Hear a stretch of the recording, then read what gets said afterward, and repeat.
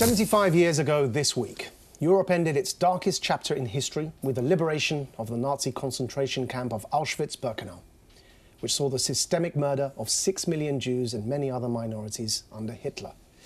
I was fortunate enough to interview Holocaust survivor Manfred Goldberg, and he issued to me a warning about resurgent anti-Semitism in modern times, and would be foolhardy if we did not heed it. Anti-Semitism is the one ring of racism to unite all extremes. Far left, far right, and Islamist extremists all hate each other, but the one thing they agree on is their hatred for Jews.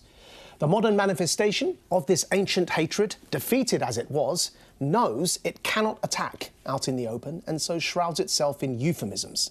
But Britain is the nation that stood strong against Jew hate during our darkest hour. Now, just as then, we shall not be fooled. If never again is to mean anything at all, it is to call out this evil before we all sleepwalk towards it again. So let me be clear. Cloaking your anti-Semitism in the name of anti-Zionism will no longer cut it. Anti-Zionism is anti-Semitism.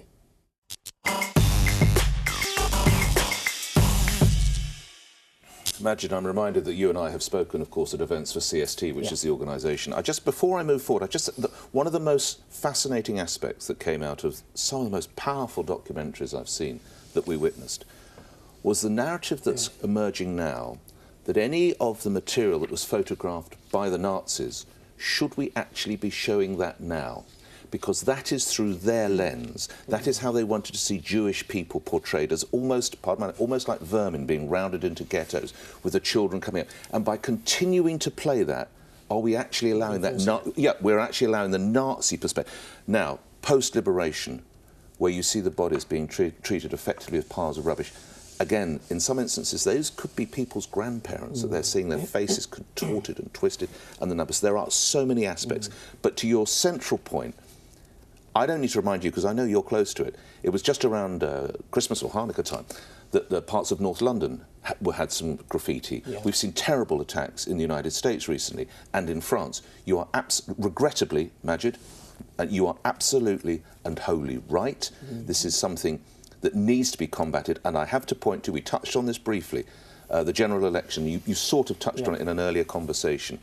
Sadly, there are issues within the Labour Party, which they are seeking to address, but if in any way that is seen to legitimise this vile sense of racism, which I think through some it might, that is something that needs to be addressed very, very urgently. I think you're wrong in this sense, because I've watched a few documentaries this week, and the horror of what you say. I think we need to be reminded of that so that people know what that is, because young people today, a lot of them don't have any idea about the Holocaust or what happened there. But there is still this deeply embedded hostility towards Jews as a race, and we see it. It's on the march. You're saying let's not happen again. It's happening. It's happening in France. 74% rise in anti-Semitic attacks in France. In Germany, more than a 60% rise. In this country, we see that the Labour Party is infused with anti-Semitism, and we talk about it. And what worries me in this country is we talk about it. We say how terrible it is. We say how awful it is, and it mustn't be allowed to happen. And yet we tolerate it, and in tolerating it, we allow it to flourish. I've got a statistic for the perception of anti-Semitism being on the rise. Let me just see the Labour Party. We need to say, because we mentioned 2 or 3 times, so let me just, and I'll come straight to the Labour Party says the following. We are taking decisive and robust action to root out the small minority in our party who have engaged in anti-Semitism, and we are raising awareness about anti-Semitic stereotypes and conspiracy theories to enable more people to challenge and call them out. Yes, in perception of anti-Semitism across the EU in 2018, 89% thought that anti-Semitism had increased in the last 5 years. I mean, I think you moved us onto a slightly different area when you said that anti-Semitism and anti-Zionism should be exactly synonymous. I think that there are difficulties with that when you've seen the Trump peace plan, which completely excludes, Palestinians from Jerusalem. You can understand why. Well, they go to East Jerusalem. I stand corrected. That's all right. You can understand why there still has to be a conversation about the role of Israel. But can we segregate that from just to clarify, because to clarify Zionism, and I think this is where there's a common misunderstanding, especially in British political parlance. It's important to clarify that when people, especially Jews, when they use the word Zionism, they simply mean the Jewish right to a homeland. That's very different to to, for example, the detailed conversations as to whether East Jerusalem should be a capital of Palestine. And so criticise Netanyahu, criticise Netanyahu, criticise policies of the Israeli government. But like Britain and America, I believe wrongfully invaded Iraq. That doesn't mean I now suddenly say America doesn't have the right to exist, Britain doesn't have the right to exist. Zionism is simply that. It's the right for the Jewish people to have a homeland. And unfortunately, the conflation of critic of the two actually helps anti-Semitism because it muddies the water. One thing that always is a problem in this debate is in this conversation is the idea that the moment you mention what happened in the 1930s and 40s, you're saying that this person or this movement is exactly the same, and therefore everyone, anytime you mention that, you get accused of Godwins Law, you get accused of exaggerating. The whole point of history is to learn lessons from history. Not because there's often the phrase history doesn't repeat, it echoes. Yeah, I just wanted to let's hear from an Auschwitz survivor, Renee Salt, who's speaking at events from Auschwitz itself. I get very, very nervous every time I come here. Not that it reminds me, because I never forget what happened here, but I come here because I want to show other people what happened, to explain to them what happened here.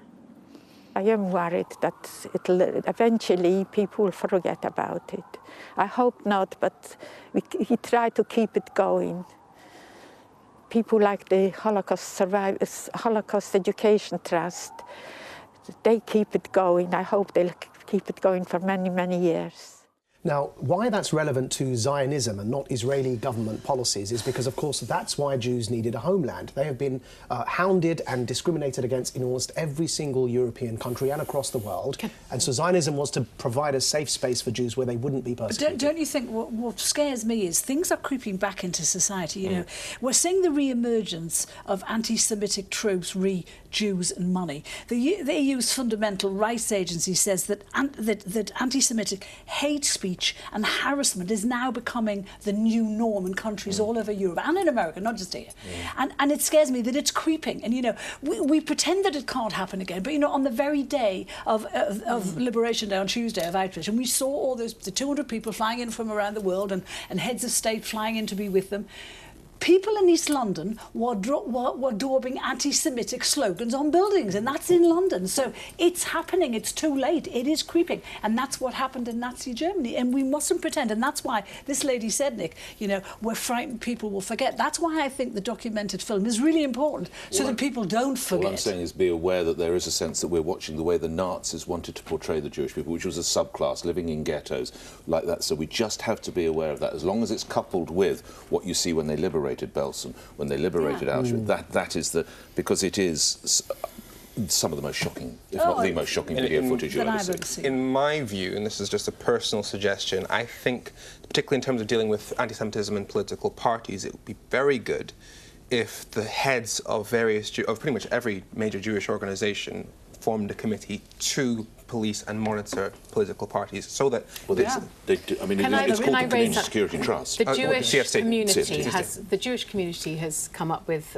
a proposal which is to equate all anti-Semitism with any sort of racism. So let's just hear from the chief executive of the Jewish Leadership Council, Simon Johnson. The issue, I feel, is that over the last few years, anti-Jewish racism has stopped being socially unacceptable. It's sort of had slightly bigger coverage.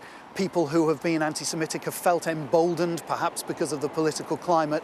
And I think what we need to see is for it to become socially unacceptable again. I think over the last few weeks and months, when people have seen the quite higher levels of anti-Jewish racism around in political discourse, I think people have been shocked. And I think we're returning to a time where, quite rightly, anti-Jewish racism is just as unacceptable as racism against any other part of society. Absolutely. As this week finishes, I think it's really important that the memory of the Holocaust does not fade from memory into history. No, exactly. You're watching The Pledge. Coming up, Carol, that match last night, can you believe the VAR decision? Shut up. It's after this.